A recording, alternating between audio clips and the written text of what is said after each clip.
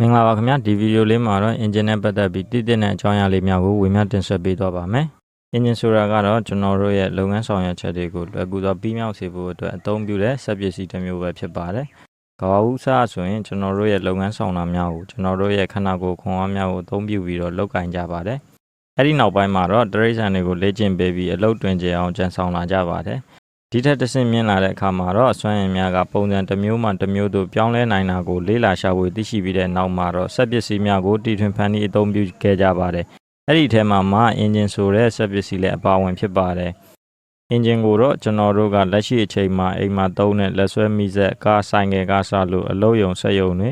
စိုက်ပျိုးရေးဆောက်လုပ်ရေးလုပ်ငန်းတွေသာမကနိုင်ငံလျှက်စစ်ထုတ်လုပ်ရေးပင်လယ်ရေကြောင်းပို့ဆောင်ရေးတွေအထိ engine ကိုမဖြစ်မနေအသုံးပြုနေကြပါတယ်။ engine ကိုအဓိကအားဖြင့်တော့ကျွန်တော်တို့ကနှစ်မျိုးခွဲခြားနိုင်ပါတယ်။ဒါကတော့ internal combustion engine နဲ့ external combustion engine ပဲဖြစ်ပါတယ်။ဒါကိုနားလည်အောင်ရှင်းပြရမယ်ဆိုရင် engine မှာအသုံးပြုတဲ့လောင်စာပေါက်ကွဲပြီးအပူစွမ်းအင်ရကဆက်စွမ်းအင်ပြောင်းလဲသွားတဲ့အနေအထားပေါ်မူတည်ပါတယ်။လောင်စာပေါက်ကွဲပြီးတော့အပူစွမ်းအင်ရတာကတစ်ပိုင်းအပူစွမ်းအင်ကနေဆက်စွမ်းအင်ပြောင်းလဲသွားတာကတစ်ပိုင်းစုစုပေါင်းအပိုင်းနှစ်ပိုင်းရှိပါတယ်။အဲ့ဒီအပိုင်းနှစ်ပိုင်းကတနေရာထဲမှာဖြစ်ပွားတယ်ဆိုရင် internal combustion engine လို့ခေါ်လို့ရပါတယ်အဲ့ဒီအပိုင်းနှစ်ပိုင်းကတနေရာစီမှာဖြစ်ပွားရင်တော့ external combustion engine လို့ခေါ်ပါတယ် external combustion engine ကတော့လက်ရှိအချိန်မှာအသုံးပြုမှုမရှိသလောက်ပဲဖြစ်ပါတယ်လက်ရှိအချိန်အသုံးများဆုံးဖြစ်တဲ့ internal combustion engine အကြောင်းကိုဆက်လက်ပြောပြပေးသွားပါမယ်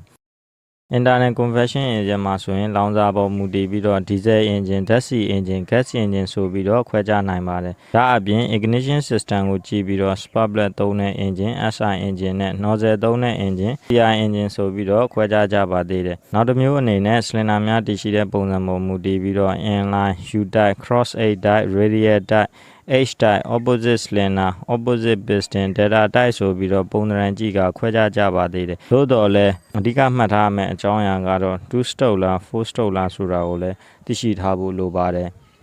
ဒါကိုအလွယ်ရှင်းပြရမယ်ဆိုရင်2 stroke ဆိုတာက cylinder ထဲမှာရှိတဲ့ piston ကအပေါ်တစ်ကြိမ်အောက်တစ်ကြိမ်ရွေ့လျားလို့ power တစ်ခါရတာကို2 stroke လို့ခေါ်ပါတယ်4 stroke ဆိုတာကတော့ piston ကအပေါ်2ကြိမ်အောက်2ကြိမ်အတက်ဆင်းလို့ power တစ်ခါရတာကို4 stroke လို့ခေါ်ပါတယ် power ဆိုတာကတော့ power stroke ကိုဆိုလိုခြင်းပဲဖြစ်ပါတယ် power stroke ကမှ engine တစ်ခုလုံးရဲ့လှည့်ပတ်ရွေ့ချမှုကိုအဓိကဖြစ်စေတာပါ